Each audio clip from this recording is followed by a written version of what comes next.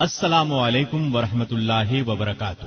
ابو عبیدہ بن جراح رضی اللہ عنہ کے حالات و واقعات سماعت فرمائیں گے، جن کو اسی دنیا میں جنت کی خوشخبری دی گئی۔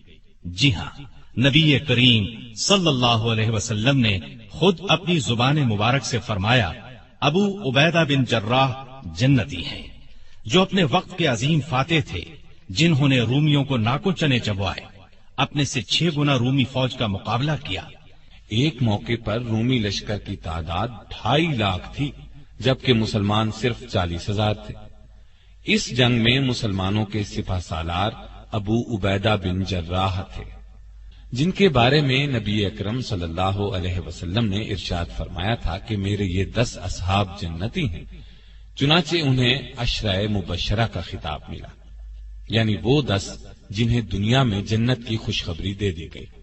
ان کے نام یہ ہیں: سیدنا ابو بکر صدیق، سیدنا عمر فاروق، سیدنا عثمان غنی، سیدنا علی بن ابی طالب، سیدنا عبد الرحمن بن عوف، سیدنا طلحہ، سیدنا زبیر بن عوام، سیدنا سعد بن ابی وقاص، سیدنا سعید بن زید اور سیدنا ابو عبیدہ بن جراح رضی اللہ عنہم اجمعین۔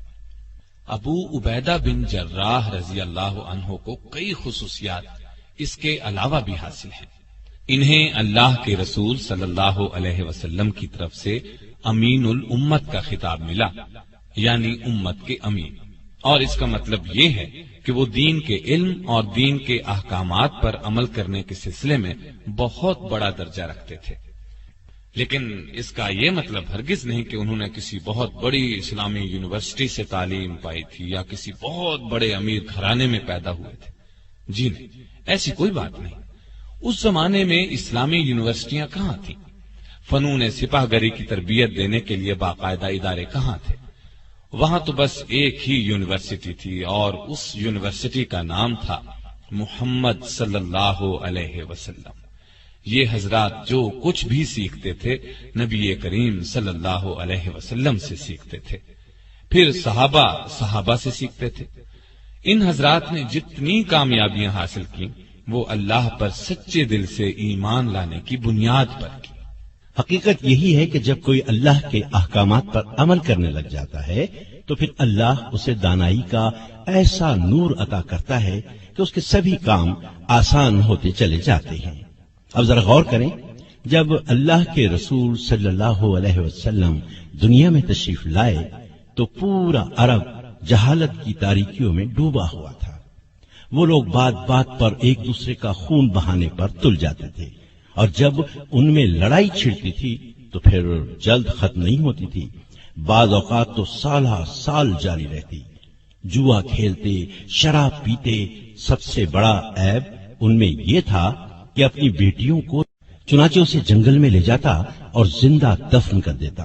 اس سے بڑا بلکہ سب سے بڑا عیب ان میں یہ تھا کہ بتوں کو پوجتے تھے، بتوں کو اپنا کارساز سمجھتے تھے، ان پر چڑھاوے چڑھاتے تھے، ان کے ناموں کی منتیں مانتے تھے، ان کو اپنا الہ خیال کرتے تھے۔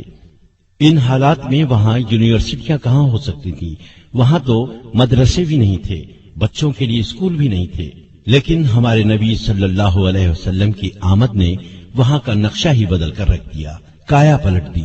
صحابہ کرام رضی اللہ عنہم میں سے ہر قسم کے علوم و فنون کے ایسے ماہر ہوئے کہ دنیا آج تک ان کا لوہا مانتی ہے۔ مثلا خالد بن ولید رضی اللہ عنہ کی سپہ سالاری کو لے لیں، انہوں نے 60,000 کے لشکر کا مقابلہ صرف 60 جانبازوں سے کیا اور 60,000 نے شکست کھائی۔ اس سے بڑھ کر مثال کیا ہو سکتی ہے؟ عمر رضی اللہ عنہ کی خلافت کے زمانے میں اسلامی حکومت 22 لاکھ مربع میل پر پھیل چکی تھی، اور اس طرح ان کا حکم چلتا تھا کہ کوئی چوں بھی نہیں کر سکتا تھا۔ لیکن جب یہ مسلمان نہیں تھے تو اپنے باپ کے اونٹ چرایا کرتے تھے۔ یہ سب اسلام کی برکات تھیں کہ وہ اتنی بڑی اسلامی حکومت کے خلیفہ بنے۔ یہی وہ برکت تھی جس نے ابو عبیدہ بن جراح کو امین الامت بنا دیا۔ اور اس سے بھی بڑھ کر ایک عظیم سپہ سالار بنے جنہوں نے رومیوں کو شکست پر شکست دی۔ اسلام اور نبی کریم صلی اللہ علیہ وسلم کی مخالفت کرنے والوں یعنی مکہ کے قریش، مدینے کے یہودیوں اور عیسائیوں کا زور ٹوٹ گیا اور پہلی اسلامی حکومت قائم ہو گئی تو دور دراز علاقوں میں رہنے والے عرب گروہ در گروہ اسلام قبول کرنے کے لیے مدینہ آنے لگے۔ ان گروہوں میں ایک گروہ یمن کے علاقے نجران کا آیا۔ یہ لوگ عیسائی تھے۔ ان لوگوں نے اسلام کی سچائی جاننے کے لیے کئی دن تک بحث کی۔ نبی کریم صلی اللہ علیہ وسلم نے ان کے ساتھ بہت اچھا سلوک کیا، ان کے سوالات کے جوابات دیے، لیکن وہ مسلمان نہ ہوئے۔ تاہم انہوں نے وعدہ کیا کہ وہ جزیہ ادا کرتے رہیں گے۔ جزیہ ایک قسم کا ٹیکس کہہ لیں جو اسلامی حکومت میں رہنے والے غیر مسلموں سے وصول کیا جاتا تھا۔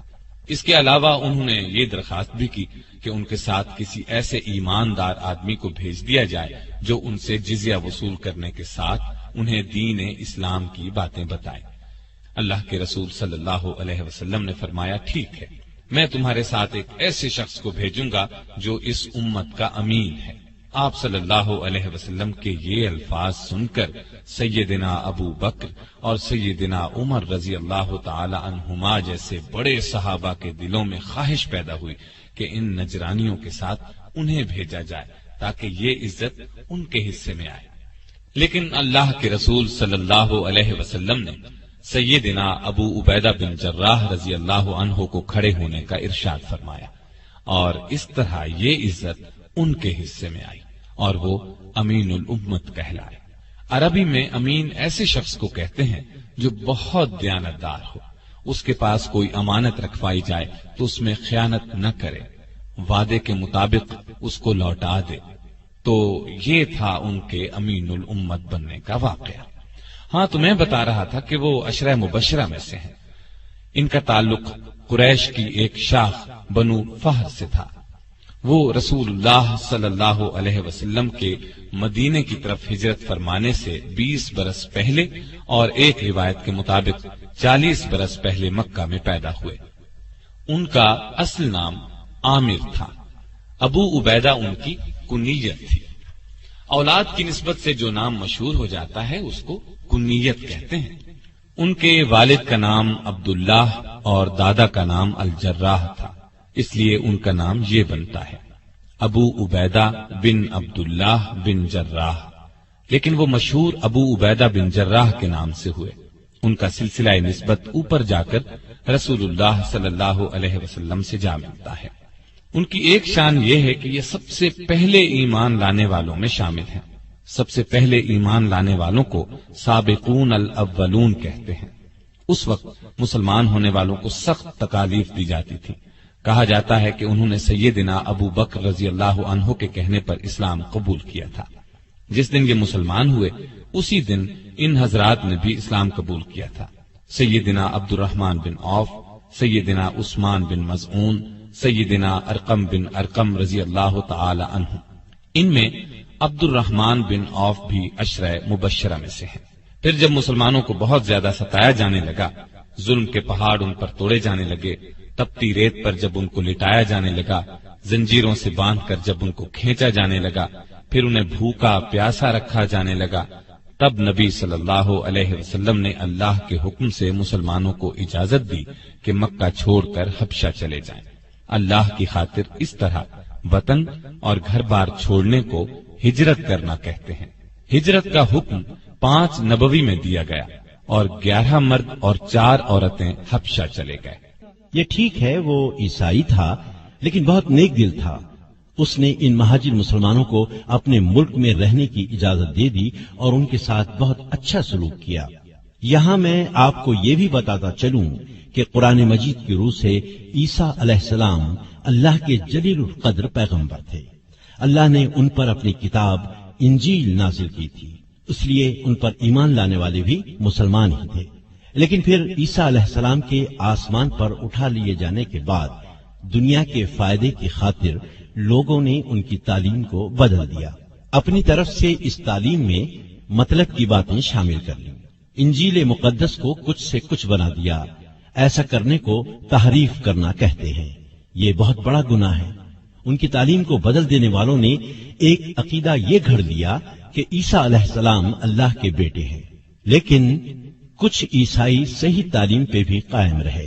حبشہ کا بادشاہ نجاشی بھی سچا عیسائی تھا، وہ عیسیٰ علیہ السلام کو اللہ کا بیٹا نہیں مانتا تھا۔ ایسا عقیدہ رکھنا شرک ہے۔ اللہ تعالیٰ نے قرآن کریم میں بار بار فرمایا ہے، شرک سب سے بڑا گناہ ہے، شرک معاف نہیں کیا جائے گا۔ اس قافلے میں 91 مہاجر تھے، ان میں 73 مرد اور 18 عورتیں تھیں۔ اپنے دین کے لیے یہ بہت بڑی قربانی تھی۔ ابو عبیدہ بن جراح کی ایک شان یہ ہے کہ انہوں نے 2 مرتبہ ہجرت کی، یعنی دوسری مرتبہ 13 ہجری کو حبشہ سے مدینہ کی طرف اس وقت ہجرت کی جب اللہ کے رسول صلی اللہ علیہ وسلم ہجرت فرما کر مدینہ تشریف لے گئے۔ اس طرح ان کے حصے میں ہجرت کا دگنا ثواب آیا۔ یہی نہیں، انہیں تو اللہ تعالیٰ نے بہت سی دوسری نعمتوں سے بھی نوازا۔ میں پہلے بتا چکا ہوں کہ وہ عشرہ مبشرہ میں شامل ہیں، اور جہاں تک میرا خیال ہے یہ حلف الفضول میں بھی شامل رہے ہوں گے۔ میں آپ کو یہ بھی بتاتا چلوں کہ مدینہ تشریف لانے کے بعد نبی اکرم صلی اللہ علیہ وسلم نے مسلمانوں کے مابین جو مواخات قائم کی تھی، اس میں حضرت ابو عبیدہ بن جراح بھی شامل تھے۔ مواخات کا مطلب ہے بھائی چارہ۔ نبی صلی اللہ علیہ وسلم نے 2 مسلمانوں میں بھائی چارہ قائم فرمایا تھا۔ اس طرح ابو عبیدہ بن جراح رضی اللہ عنہ کو ابو طلحہ رضی اللہ عنہ کا دینی بھائی بنایا۔ یہ بھائی چارہ اس لیے تھا کہ مسلمان ایک دوسرے کے مددگار اور خیر خواہ بن جائیں۔ یہ لوگ پھر ایسے خیر خواہ بنے کہ سگے بھائی بھی ایسی خیر خواہی کم ہی کرتے ہیں۔ اکثر صحابہ رضی اللہ عنہم نے اپنا آدھا مال اپنے بھائیوں کو دے دیا۔ جن کے پاس 2 مکان تھے انہوں نے ایک مکان دے دیا، غرض ہر چیز کا نصف بھائیوں کے نظر کر دیا۔ ایسی مثال دنیا میں کم ہی ملتی ہے، لیکن افسوس آج کل مسلمانوں میں بھائی چارے کے جذبات کم ہی نظر آتے ہیں۔ اسلام نے تمام مسلمانوں کو بھائی بھائی قرار دیا ہے۔ اللہ تعالیٰ قرآن مجید میں ارشاد فرماتا ہے، اور انصاف کرو کہ اللہ انصاف کرنے والوں کو پسند کرتا ہے۔ مومن تو ایک دوسرے کے بھائی ہیں، لہذا اپنے بھائیوں کے درمیان تعلقات کو درست کرو اور اللہ سے ڈرو، امید ہے کیا جائے گا۔ ابو عبیدہ بن جراح رضی اللہ عنہ کو نبی صلی اللہ علیہ وسلم سے کتنی محبت تھی۔ عربی میں اس کو حب رسول کہتے ہیں، اور یہ ایمان کا حصہ ہے۔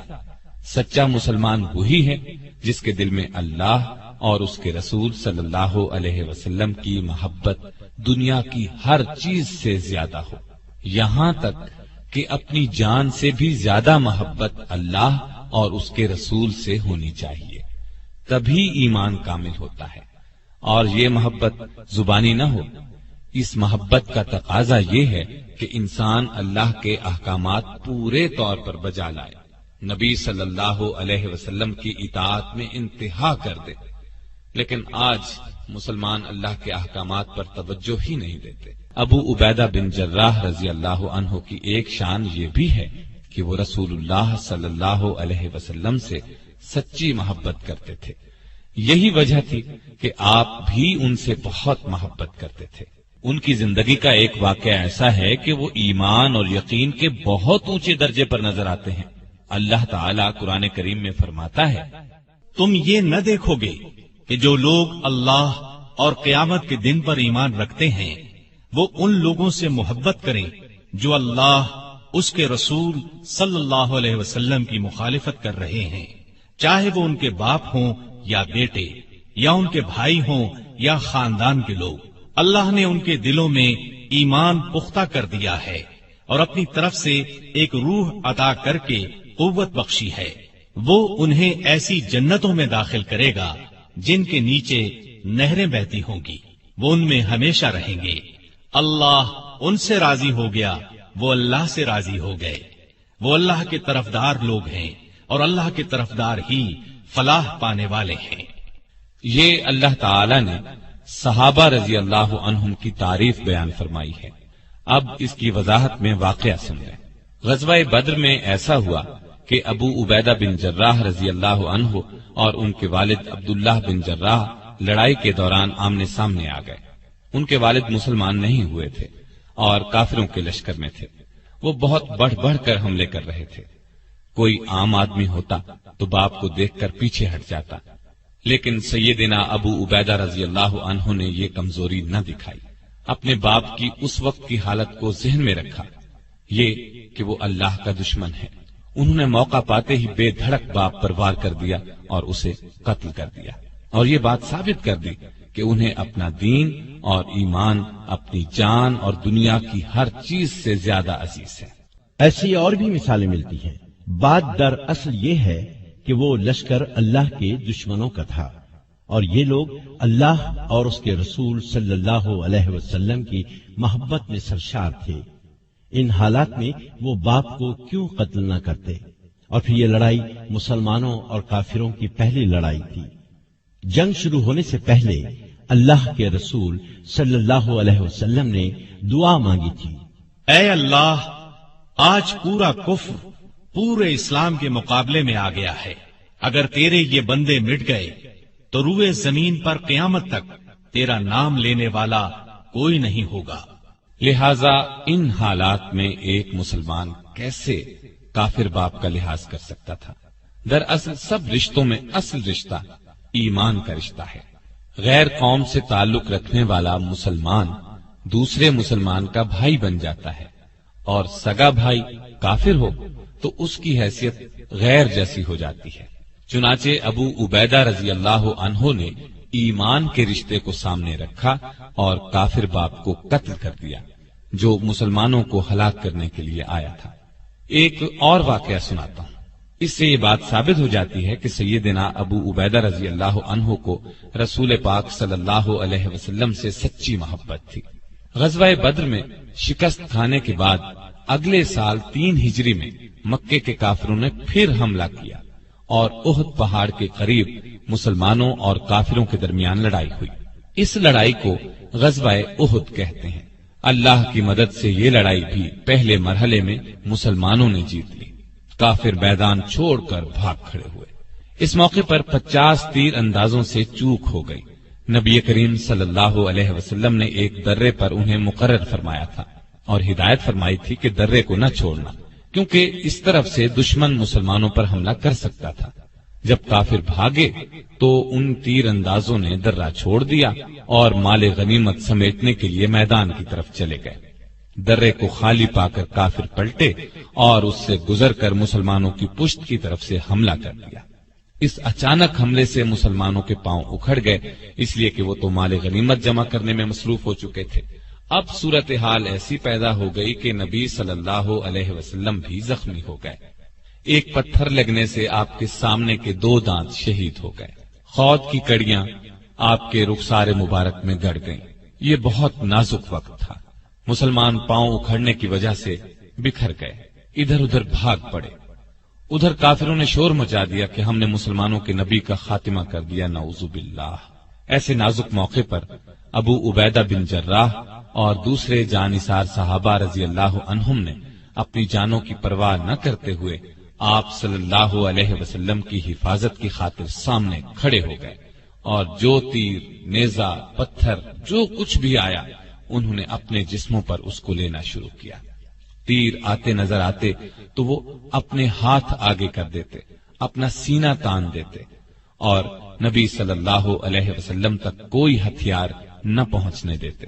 ابو بکر صدیق رضی اللہ عنہ فرماتے ہیں کہ رسول اللہ صلی اللہ علیہ وسلم کو خطرے میں پا کر میں آپ کی طرف بھاگا تو ابو عبیدہ بن جراح مجھ سے پہلے پہنچ چکے تھے۔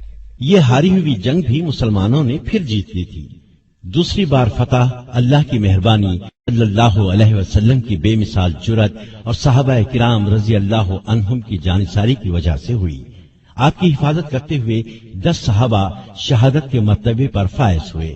خود رسول اللہ صلی اللہ علیہ وسلم بہت زیادہ زخمی ہونے کے باوجود ایک چٹان تک تشریف لے گئے۔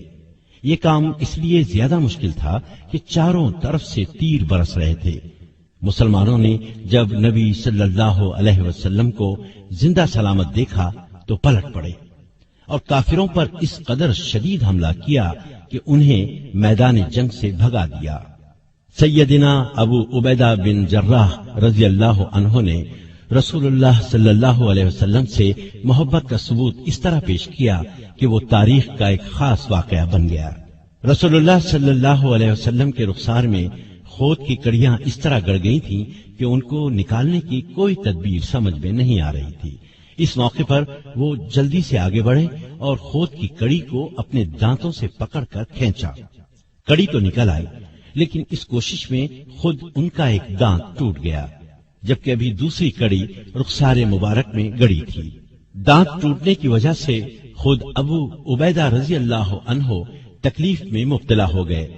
مزید دانت ٹوٹ جانے کا خطرہ بھی تھا، لیکن انہوں نے پرواہ نہ کی، دانتوں سے پکڑ کر دوسری کڑی کو بھی کھینچا، اور ایسا کرتے ہوئے ان کا ایک دانت اور ٹوٹ گیا۔ ہاں، ان لوگوں کے ایسے ہی حیرت انگیز کارناموں کی وجہ سے اللہ تعالیٰ نے انہیں یہ مرتبہ دیا کہ رہتی دنیا تک ان کے نام زندہ رہیں گے، یہ دنیا ان کی تعریف کرتی رہے گی۔ خود اللہ تعالیٰ نے قرآن مجید میں کئی جگہ ان حضرات کی تعریف کی ہے۔ بہرحال میں بتا رہا تھا، اللہ کے رسول صلی اللہ علیہ وسلم ان سے بہت خوش تھے۔ کوئی خاص کام ہوتا تو ان کے سپرد فرماتے، وہ ہر کام کو بہت خوش اسلوبی سے انجام دیتے۔ مثال کے طور پر قبیلہ ثعلبہ کے لوگ دوسرے قبیلوں کو ساتھ ملا کر مدینے کے آس پاس کی بستیوں میں لوٹ مار کیا کرتے تھے۔ ان کی شکایات موصول ہونے پر نبی صلی اللہ علیہ وسلم نے 6 ہجری میں سیدنا ابو عبیدہ رضی اللہ عنہ کو انہیں سزا دینے کے لیے بھیجا۔ انہوں نے آسانی سے ان کا خاتمہ کر دیا۔ اسی طرح 7 ہجری کا واقعہ ہے کہ رسول اللہ صلی اللہ علیہ وسلم کے علم میں یہ بات لائی گئی کہ قبیلہ قزاعہ مدینے پر حملے کی تیاری کر رہا ہے۔ آپ نے اس قبیلے کو سزا دینے کے لیے عمر بن عاص رضی اللہ عنہ کو سالار بنا کر بھیجا۔ وہ روانہ ہو گئے، پھر حالات دیکھ کر مدد کے لیے اور مجاہد بھیجنے کی درخواست کی۔ آپ نے سیدنا ابو عبیدہ رضی اللہ عنہ کی سرداری میں دوسرا لشکر روانہ فرمایا۔ 8 ہجری میں رسول اللہ صلی اللہ علیہ وسلم نے انہیں ایک لشکر کا سردار بنا کر ساحل سمندر کی طرف یہ معلوم کرنے کے لیے بھیجا کہ قریش مکہ جنگ کی تیاری تو نہیں کر رہے۔ اسی سال مکہ فتح ہوا تو اس معرکے میں بھی ابو عبیدہ رضی اللہ عنہ ایک دستے کے سالار تھے۔ ایک اور واقعے سے بھی ان کی شان ظاہر ہوتی ہے کہ جب معاہدہ صلح حدیبیہ لکھا گیا تو ان سے بطور گواہ دستخط کرائے گئے۔ غرض کتنے ایسے واقعات ہیں جن سے یہ ثابت ہوتا ہے کہ رسول اللہ صلی اللہ علیہ وسلم ان کی بہت قدر کیا کرتے تھے۔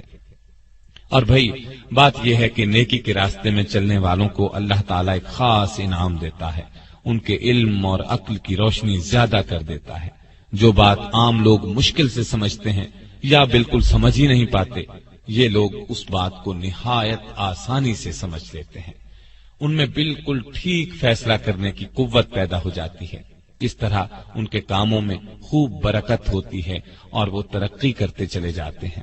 اللہ تعالیٰ نے سیدنا ابو عبیدہ بن جراح رضی اللہ عنہ کو شجاعت، امانت اور دیانت کے ساتھ ساتھ دانائی کا نور بھی بہت دیا تھا۔ مشکل ترین مسئلے کو آسانی سے سلجھا لیتے تھے۔ ان میں یہ قابلیت اس وقت اور بھی نکھر کر سامنے آئی جب اللہ کے رسول صلی اللہ علیہ وسلم کے انتقال کے بعد مسلمانوں میں یہ اختلاف پیدا ہوا کہ آپ کا خلیفہ یعنی جانشین کون بنے گا۔ پہلے اس بارے میں بہت اختلاف ہوا۔ رسول اللہ صلی اللہ علیہ وسلم کے خاندان والوں نے یہ خواہش ظاہر کی کہ سیدنا علی رضی اللہ عنہ کو خلیفہ بنایا جائے۔ انصار مدینہ نے یہ چاہا کہ یہ عزت انہیں ملے، خلیفہ ان میں سے لیا جائے۔ انصار مدینہ وہ لوگ ہیں جنہوں نے مسلمانوں اور نبی صلی اللہ علیہ وسلم کی ہجرت کے موقع پر میزبانی کی تھی، ہر طرح ساتھ دیا تھا، ہر قسم کی قربانی دی تھی۔ لیکن اس طرح گروہی بادشاہت قائم ہوتی۔ بالکل صحیح طریقہ یہ تھا کہ رسول اللہ صلی اللہ علیہ وسلم کا خلیفہ اس شخص کو چنا جائے جو نیکی اور دانائی میں خاص مقام رکھتا ہو، اور یہی بات سب سے اچھی تھی۔ جس وقت خلیفہ کے معاملے پر گرما گرم بحث ہو رہی تھی اور یہ خطرہ پیدا ہو چلا تھا کہ کہیں مسلمانوں میں اختلاف پیدا نہ ہو جائے، اللہ تعالیٰ نے اپنی خاص رحمت کے ساتھ سیدنا ابو بکر صدیق رضی اللہ عنہ کے دل میں یہ خیال ڈالا کہ اللہ کے رسول صلی اللہ علیہ وسلم کا جانشین بننے کا حق اگر کسی کو ہے تو اسے ہے جو تقوی اور دانائی میں سب سے بڑھا ہوا ہے۔ چنانچہ آپ آگے بڑھے اور فرمایا، مسلمانوں، میرے نزدیک تو دو آدمی ایسے ہیں جن میں سے ایک کو رسول اللہ صلی اللہ علیہ وسلم کا جانشین بنایا جا سکتا ہے، ایک عمر بن خطاب رضی اللہ عنہ اور دوسرے ابو عبیدہ بن جراح رضی اللہ عنہ۔ لیکن پھر حضرت عمر رضی اللہ عنہ نے ابو بکر رضی اللہ عنہ کا ہاتھ پکڑ کر ان کے ہاتھ پر بیعت امارت کر لی، اور دوسرے لوگوں نے بھی حضرت عمر کے اس انتخاب کی تائید کی، کیونکہ ایمان و تقوی میں حضرت ابو بکر صدیق سب سے زیادہ ممتاز تھے، اور یہ فیصلہ واقعی بالکل درست تھا، اس لیے کہ سیدنا ابو بکر صدیق رضی اللہ عنہ نے خلافت کا منصب سنبھالتے ہی ایسی دانائی اور دلیری سے ملک کا انتظام کیا کہ اس کی مثال نہیں ملتی، جبکہ رسول اللہ صلی اللہ علیہ وسلم کے انتقال کے بعد دشمنوں نے یہ خیال کر لیا تھا کہ بس اب دین اسلام کا خاتمہ ہو جائے گا۔ کچھ بدبختوں نے تو نبوت کا دعویٰ تک کر دیا تھا، کچھ نے دین اسلام کے احکامات ماننے سے انکار کر دیا تھا، ایک طبقے نے زکوٰۃ دینے سے انکار کر دیا تھا۔ حالات ایسے تھے کہ سب اونچے درجے کے صحابہ رضی اللہ عنہم نے انہیں مشورہ دیا تھا کہ ابھی ان باغیوں اور شریروں کو کچھ نہ کہا جائے، لیکن سیدنا ابو بکر صدیق رضی اللہ عنہ نے ان کے خلاف جہاد کیا اور ان سب کو پوری سزا دی۔ ایک اور بڑا اور اہم کام انہوں نے یہ کیا کہ ایران اور روم کی فوجوں سے جہاد کرنے کے لیے مجاہدین کے لشکر روانہ کیے اور شاندار فتوحات حاصل کی۔ یہ دونوں ملک مدینے پر حملہ کر کے اسلامی سلطنت کو پارا پارا کرنے کی تیاریاں کر رہے تھے۔ اس جہاد میں سیدنا ابو عبیدہ بن جراح نے سپاہ سالار کی حیثیت سے شاندار کارنامے انجام دیے۔ اس کی تفصیل یوں ہے، ابو بکر صدیق رضی اللہ عنہ نے 13 ہجری میں لشکر روانہ کیے، سیدنا خالد بن ولید رضی اللہ عنہ کو عراق کی طرف روانہ کیا، سیدنا ابو عبیدہ بن جراح کو حمص کی طرف اور سیدنا عمرو بن عاص رضی اللہ عنہ کو فلسطین بھیجا۔ شرحبیل بن حسنہ رضی اللہ عنہ کو اردن جانے کا حکم دیا اور سیدنا یزید بن ابی سفیان رضی اللہ عنہ کو دمشق کی طرف بھیجا۔ یہ لشکر اس لیے بھیجے گئے کہ رومی اور ایرانی سلطنتیں مسلمانوں پر حملہ آور ہونے کی تیاریاں کر رہی تھی۔ اسلام سے لڑنے کی اجازت نہیں دیتا کہ اپنی طاقت بڑھائی جائے، اس نے زمین پر فساد پھیلانے کو قتل سے بڑا فتنہ قرار دیا ہے، لیکن ساتھ ہی اپنی حفاظت کو ضروری بتایا ہے۔ اسی سلسلے میں نبی صلی اللہ علیہ وسلم تبوک گئے تھے۔ ابو بکر صدیق رضی اللہ عنہ نے بھی آپ کی اسی سنت پر عمل کیا کہ ان کے حملہ آور ہونے کا انتظار کرنے کے بجائے آگے بڑھ کر ان کا مقابلہ کیا جائے۔ سیدنا ابو عبیدہ بن جراح رضی اللہ عنہ مدینہ منورہ سے روانہ ہوئے تو ان کے ساتھ کوئی بڑی فوج نہیں تھی، لیکن ان کا دل اس یقین سے لبریز تھا کہ دشمن کتنا بھی طاقتور ہو ہمارے سامنے نہیں ٹھہر سکے گا۔ اس یقین کی اصل وجہ اللہ کی امداد پر پورا بھروسہ تھا۔ غزوہ بدر، غزوہ احد، غزوہ احزاب اور غزوہ خیبر میں انہوں نے اس غیبی امداد کو اپنی آنکھوں سے دیکھا تھا۔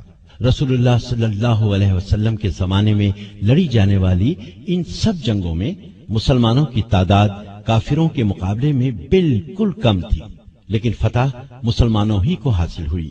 دوسری طرف رومی بھی جنگ کی زبردست تیاریاں کر رہے تھے۔ وہ لڑائی میں کچھ کم ماہر نہیں تھے، ان کو ہر طرح کی امداد پہنچانے کے لیے ان کی پشت پر ایک بڑی سلطنت تھی۔ بہرحال ابو عبیدہ رضی اللہ عنہ کے راستے میں سب سے پہلے بصرہ کا شہر آیا۔ انہوں نے اس شہر کو نہایت آسانی سے فتح کر لیا۔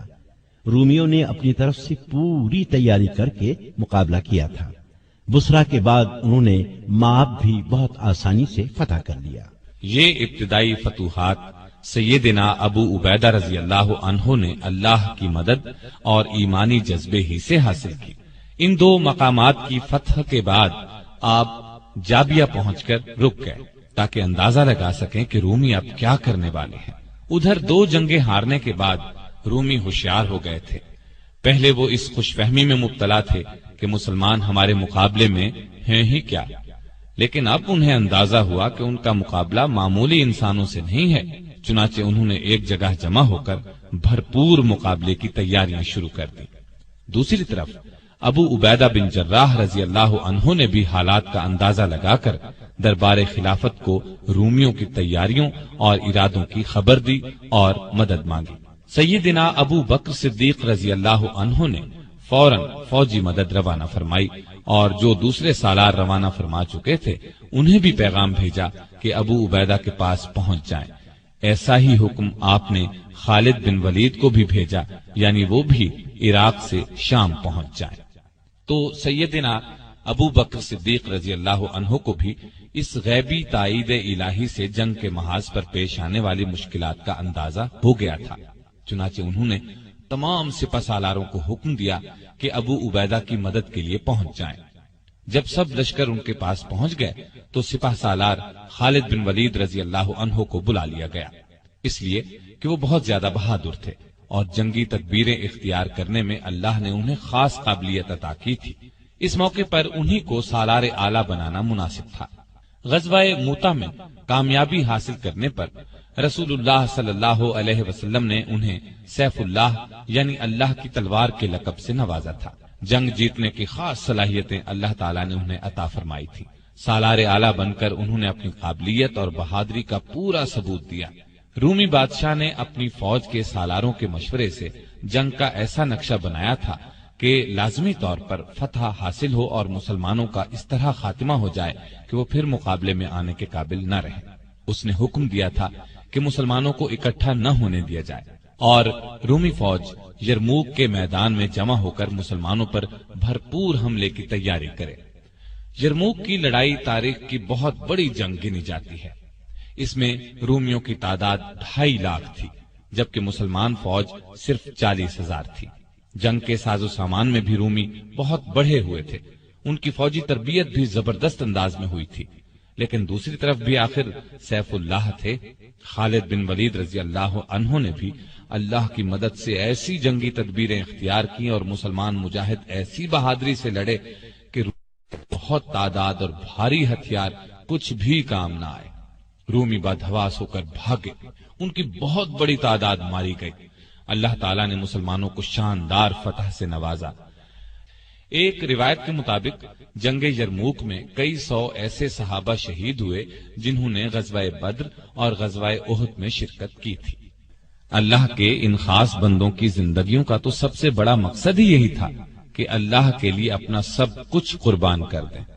بلکہ غالب نے کیا خوب کہا ہے، جان دی ہوئی اسی کی تھی، حق تو یہ ہے کہ حق ادا نہ ہوا۔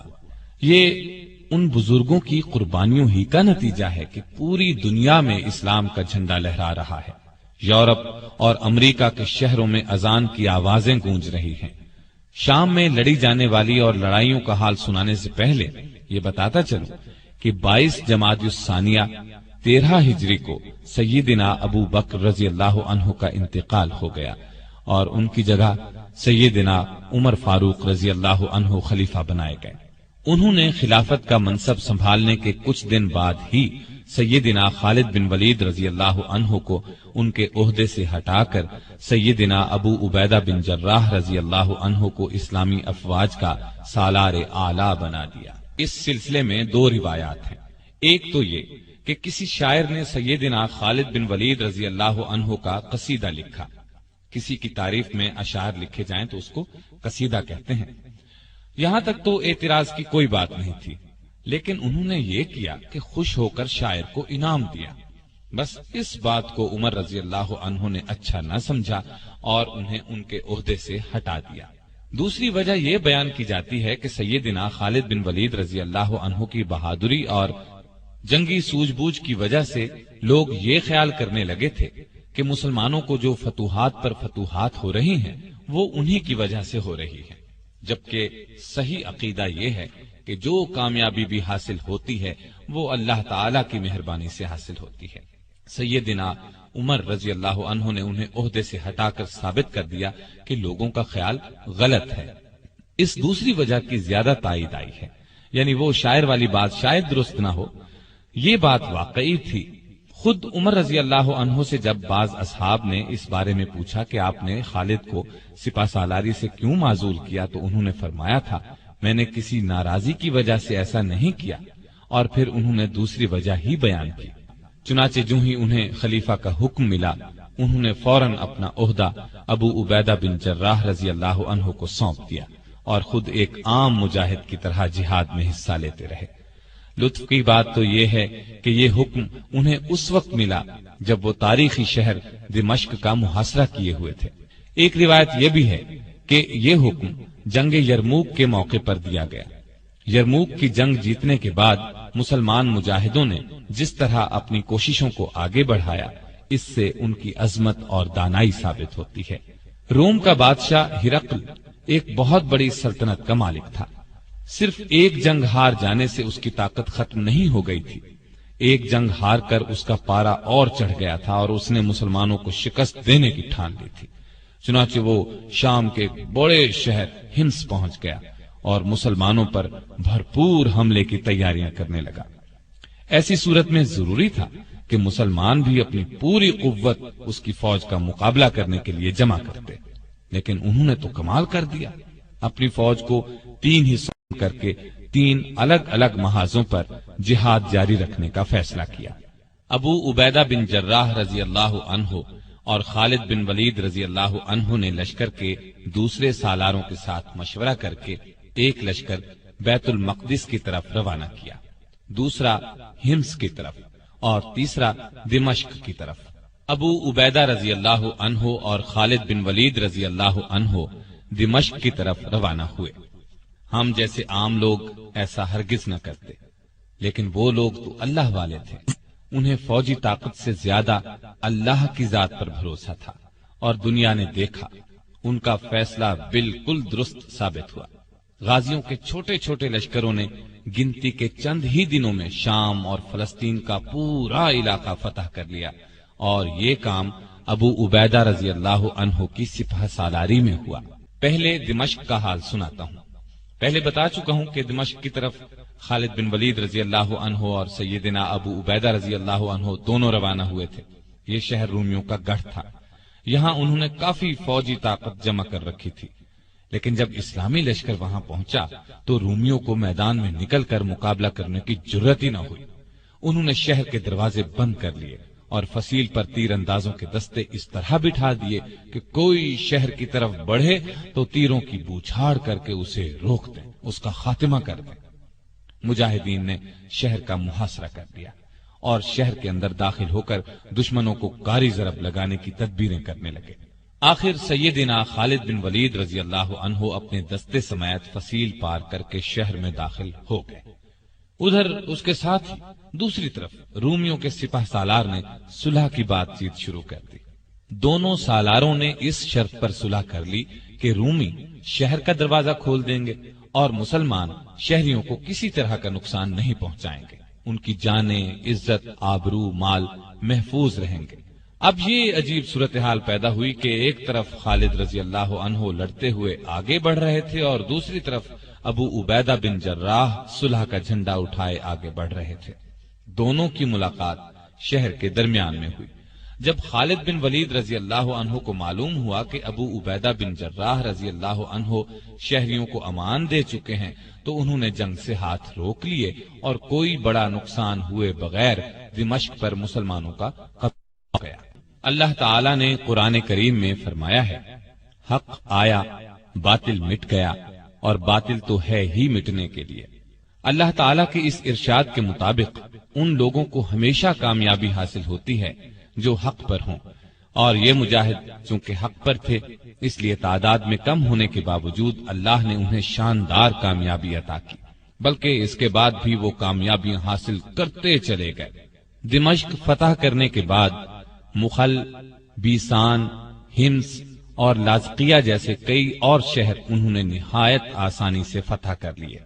رومی جہاں بھی مسلمانوں سے لڑنے کے لیے جمع ہوتے، مجاہدین کے لشکر وہیں پہنچ جاتے اور ان کا غرور خاک میں ملا دیتے۔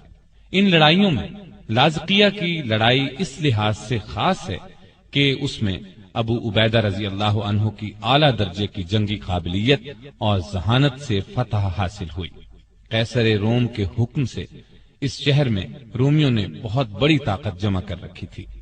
سیدنا ابو عبیدہ رضی اللہ عنہ کو ان کے اجتماع کی خبر ملی تو آپ لشکر لے کر تیزی سے وہاں پہنچ گئے اور رومیوں نے اس طرح شہر کے دروازے بند کر لیے جس طرح دمشق کے بند کیے تھے۔ مسلمانوں نے شہر کا محاصرہ کر لیا، لیکن آس پاس کا علاقہ ایسا تھا کہ اس شہر کا محاصرہ زیادہ دن جاری نہیں رکھا جا سکتا تھا۔ ان سب باتوں پر غور کرتے ہوئے ابو عبیدہ رضی اللہ عنہ نے مجاہدین کو حکم دیا کہ وہ شہر سے کافی دور جا کر خندقیں کھود لیں اور یہ کام ایسی احتیاط سے کریں کہ رومیوں کو اس کا پتہ نہ چلے۔ یہ حکم پورا کیا گیا۔ جب کام مکمل ہو گیا تو دوسرا حکم یہ دیا کہ مجاہد بڑی بڑی ٹولیاں بنا کر لشکر سے نکلیں، اس طرح کہ رومی انہیں جاتے ہوئے دیکھیں۔ لشکروں سے نکل کر مجاہدین کی یہ ٹولیاں خندقوں میں چھپ جائیں اور جب نعرہ تکبیر بلند ہو تو بہت تیزی سے نکل کر شہر پر حملہ کر دیں۔ چنانچہ اس حکم پر بھی عمل کیا گیا۔ مسلمان بڑی بڑی ٹولیوں میں جانے لگے۔ رومیوں نے خیال کیا وہ محاصرہ اٹھا کر جا رہے ہیں۔ جب انہیں اپنے طور پر یہ اندازہ ہو گیا کہ مسلمانوں کا پورا لشکر محاصرہ اٹھا کر چلا گیا ہے تو شہر کے دروازے کھول دیے۔ شہر کے دروازے کھلتے ہی نعرہ تکبیر بلند ہوا۔ مجاہدین خندقوں سے نکلے اور تیزی سے دوڑتے ہوئے آ کر شہر میں داخل ہو گئے۔ شہر پر نہایت آسانی سے قبضہ ہو گیا۔ رومیوں کو پتہ ہی نہ چلا کہ یہ کیا ہو گیا ہے۔ ان مجاہدین نے اللہ کے راستے میں لڑنے کے علاوہ اخلاق، ایمانداری اور شرافت کے بھی ایسے شاندار نمونے پیش کیے کہ پورے علاقے میں ان کی دھوم مچ گئی۔ مثلا ایک واقعہ سن لیں۔ جب دربار خلافت سے حکم ملا کہ سب مجاہد ایک جگہ جمع ہو جائیں، آپس میں مشورہ کر کے کسی کو سالار چن لیں اور ایک لشکر بن کر رومیوں کا مقابلہ کریں، تو سیدنا ابو عبیدہ بن جراح رضی اللہ عنہ اس وقت تک کئی شہر فتح کر چکے تھے۔ ان شہروں میں کچھ ایسے بھی تھے جنہوں نے جزیہ دینا منظور کیا تھا اور لڑائی کے بغیر مسلمانوں کو فاتح مان لیا تھا۔ جزیہ ایک ٹیکس ہے جو اسلامی سلطنت میں رہنے والے غیر مسلموں سے اس شرط کے ساتھ وصول کیا جاتا ہے کہ مسلمان ان کی حفاظت کریں گے۔ ان لوگوں نے جزیہ بھی ادا کر دیا تھا۔ خلیفۃ المسلمین کا حکم ملنے کے بعد مسلمانوں کو یہ علاقے چھوڑنے پڑے تو ان شہروں کے باشندوں کو جزیے کی ساری رقم لوٹا دی اور ان سے کہا چونکہ اب ہم تمہاری حفاظت کی شرط پوری نہیں کر سکتے، اس لیے یہ رقمیں اپنے پاس رکھنے کا بھی ہمیں کوئی حق نہیں ہے۔ ہمارے ان بزرگوں کی تو تمام زندگیاں ہی ایسی ہیں کہ ان کی مثال ہی نہیں ملتی۔ وہ صحیح معنوں میں اللہ پر ایمان رکھتے تھے اور اس کے احکامات پر عمل کرتے تھے، اپنوں پرایوں سب سے اچھا سلوک کرتے تھے، لوگوں کی غلطیاں معاف کر دیا کرتے تھے، زمین پر عاجزی سے چلتے تھے، کسی سے کوئی وعدہ کرتے تو اس کو پورا کرتے، اللہ کے سوا کسی سے نہیں ڈرتے تھے، نہ کسی کو اس کا شریک ٹھہراتے تھے، نہ اس کے سوا کسی کو حاجت روا سمجھتے تھے، وہم اور تاریک خیالی سے دور تھے۔ وہ ہمیشہ زندگی کا روشن پہلو دیکھتے تھے اور یہ روشنی دوسروں تک پہنچاتے تھے۔ وہ کشادہ دل اور بلند حوصلہ تھے۔ ان کی بہادری اور دانائی ان کے اچھے اعمال ہی کا انعام تھی۔ ہاں، تو میں کہہ رہا تھا کہ جب مسلمانوں کو خلیفہ کی طرف سے یہ حکم ملا کہ وہ سب مجاہد ایک جگہ جمع ہو جائیں تو انہوں نے ان شہروں کا جزیہ واپس کر دیا، کیونکہ وہاں سے رخصت ہو جانے کی وجہ سے وہ ان کی حفاظت نہیں کر سکتے تھے۔ ادھر روم کے بادشاہ ہرقل کو پکا یقین تھا کہ وہ بہت آسانی سے ان چند ہزار مجاہدین کا خاتمہ کر دے گا جو شام اور فلسطین میں داخل ہوئے ہیں، اور پھر اتنی ہی آسانی سے مدینے کی اسلامی سلطنت کا خاتمہ کر دے گا۔ لیکن اس کا اندازہ بالکل غلط ثابت ہوا۔ اسے تو لینے کے دینے پڑ گئے۔ اس نے سنبھل کر کئی بار مسلمانوں کا مقابلہ کرنے کی کوشش کی، لیکن وہ کہیں بھی پاؤں نہ جما سکا۔ ہر محاذ پر اسے منہ کی کھانا پڑی۔ آخرکار وہ اس علاقے کو جو سلطنت روما کا مشرقی حصہ کہلاتا تھا ہمیشہ ہمیشہ کے لیے چھوڑ کر قسطنطینیہ کی طرف فرار ہو گیا۔ قسطنطینیہ اس کی سلطنت کے مغربی حصے کا دارالحکومت تھا۔ ہرقل کے فرار کے بعد سیدنا ابو عبیدہ بن جراح رضی اللہ عنہ نے مقدس شہر بیت المقدس فتح کرنے کا ارادہ کیا۔ اس وقت تک وہ شام کے قریباً تمام بڑے چھوٹے شہروں پر قبضہ کر چکے تھے۔ خالد بن ولید رضی اللہ عنہ اور لشکر کے دوسرے سالاروں سے مشورہ کر کے انہوں نے پہلے عمرو بن عاص رضی اللہ عنہ کو بیت المقدس بھیجا اور پھر خود بھی وہاں پہنچ گئے۔ اس شہر کی حفاظت کرنے والی رومیوں کی فوج مسلمانوں کی مسلسل فتوحات کی خبریں سن سن کر پہلے ہی ہمت ہار چکی تھی۔ چنانچہ جیسے ہی ابو عبیدہ رضی اللہ عنہ وہاں پہنچے، شہر کے مذہبی پیشواؤں یعنی رہنماؤں نے پیغام بھیجا۔ وہ پیغام یہ تھا، اگر مسلمانوں کے خلیفہ عمر بن خطاب رضی اللہ عنہ خود بیت المقدس آئیں تو ہم لڑے بغیر شہر کی کنجیاں ان کے حوالے کر دیں گے۔ یہ سن کر ابو عبیدہ بن جراح رضی اللہ عنہ نے کہا، اس سے اچھی بات کیا ہو سکتی ہے کہ ہمارا ایک بھی مجاہد نہ مارا جائے اور بھی کوئی نقصان نہ ہو اور شہر پر ہمارا قبضہ بھی ہو جائے۔ پھر انہوں نے رومیوں کا یہ پیغام عمر رضی اللہ عنہ کی خدمت میں بھیج دیا۔ عمر رضی اللہ عنہ کو یہ پیغام ملا تو وہ بیت المقدس جانے کے لیے تیار ہو گئے۔ آپ بیت المقدس کی طرف روانہ ہوئے اور اس طرح روانہ ہوئے کہ اپنے ساتھ صرف اپنے غلام کو لے کر چلے۔ آج کل کے بادشاہ کہیں جاتے ہیں تو ان گنت حفاظتی انتظامات کیے جاتے ہیں، حفاظتی دستہ ساتھ جاتا ہے، لیکن وہ صرف اپنے ایک غلام کو لے کر چل پڑے۔ اور اس سے بھی بڑھ کر مزے کی بات یہ ہے کہ ان کے پاس اونٹ بھی ایک ہی تھا، دو اونٹ بھی نہیں تھے، لہٰذا وہ باری باری اونٹ پر سواری کر رہے تھے۔ پہلے عمر رضی اللہ تعالی عنہ نے اگر سواری کی تو پھر غلام نے سواری کی، غلام کی باری ختم ہوئی تو عمر رضی اللہ عنہ کے اونٹ پر بیٹھنے کی باری آئی۔ اس طرح باری باری اونٹ کی سواری کرتے آخر وہ بیت المقدس کے نزدیک پہنچ گئے۔ پر لطف بات یہ ہے کہ جب بیت المقدس نزدیک آیا تو اس وقت اونٹ پر سواری کرنے کی باری غلام کی تھی اور مسلمانوں کے خلیفہ اونٹ کی مہار پکڑے پیدل چلے آ رہے تھے۔ شہر کا دروازہ قریب آنے پر غلام نے کہا بھی، دروازہ نزدیک آ چکا ہے، اب اونٹ پر آپ سوار ہو جائیں۔ اس پر عمر رضی اللہ عنہ نے فرمایا کہ سنیں، باری آپ کی ہے، لہذا اونٹ پر آپ ہی بیٹھے رہیں۔ غلام نے کہا، وہ لوگ کیا سوچیں گے؟ عمر رضی اللہ عنہ نے فرمایا، کوئی پرواہ نہیں، ہمیں جو کچھ بھی عزت ملی ہے اسلام کی بدولت ملی ہے، نہ کہ سواری یا لباس سے۔ اور پھر اسی حالت میں مسلمانوں کے دوسرے خلیفہ عمر فاروق رضی اللہ عنہ شہر کے دروازے پر پہنچے۔ وہاں عیسائی اور مسلمانوں کی فوج کے سپہ سالار ابو عبیدہ رضی اللہ عنہ اور دوسرے سالار موجود تھے۔ چشم فلک نے یہ نظارہ دیکھا، آقا اونٹ کی مہار پکڑے چلے آ رہے ہیں اور غلام اونٹ پر سوار ہے۔ اور یہ نظارہ دیکھتے ہی بیت المقدس کے مذہبی پیشواؤں نے شہر کی چابیاں ان کے حوالے کر دی۔ سنا ہے ان کی کتابوں میں یہی لکھا ہوا تھا کہ جب مسلمانوں کا خلیفہ بیت المقدس کے دروازے پر پہنچے گا تو اونٹ کی مہار اس کے ہاتھ میں ہوگی اور غلام اونٹ پر بیٹھا ہوگا۔ یہ بھی کہا جاتا ہے کہ اس وقت عمر رضی اللہ عنہ کے جسم پر جو لباس تھا اس میں پیوند لگے ہوئے تھے۔ دروازہ نزدیک آنے پر غلام نے یہ بھی کہا تھا کہ آپ لباس تبدیل کر لیں، آپ نے یہ بھی پسند نہیں فرمایا تھا۔ اس طرح بیت المقدس خون کا ایک قطرہ بہائے بغیر فتح ہو گیا، مسلمانوں کا اس پر قبضہ ہو گیا۔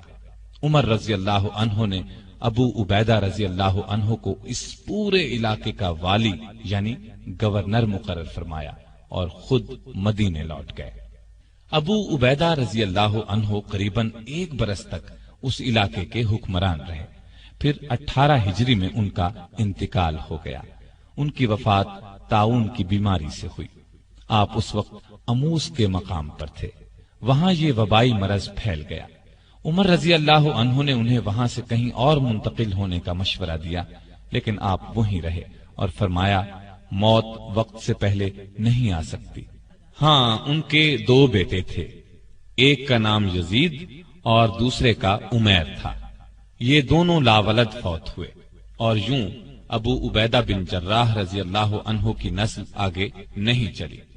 لیکن اصل چیز تو ان کے اچھے اعمال تھے، جن کا ثواب قیامت تک انہیں ملتا رہے گا۔ اور یہ بات بھی اچھی طرح سمجھ لینی چاہیے کہ انسان کا اصل کام نیکی کے راستے پر چلنا اور برائیوں سے بچنا ہے۔ ایسا کرنے والے دین اور دنیا کی نعمتیں خوب حاصل کرتے ہیں، ان کے لیے کامیابیوں کے دروازے کھلتے چلے جاتے ہیں۔ سیدنا ابو عبیدہ رضی اللہ عنہ اور ہمارے دوسرے بزرگوں کو اسی راستے پر چل کر شاندار کامیابیاں حاصل ہوئیں۔ وہ عظیم جرنیل اور عظیم فاتح بنے، اور سب سے بڑی بات یہ ہے کہ انہیں دنیا میں ہی اللہ کے رسول صلی اللہ علیہ وسلم نے جنتی ہونے کی عظیم ترین خوشخبری سنائی۔ Thanks for watching. Don't forget to like, comment, share and subscribe to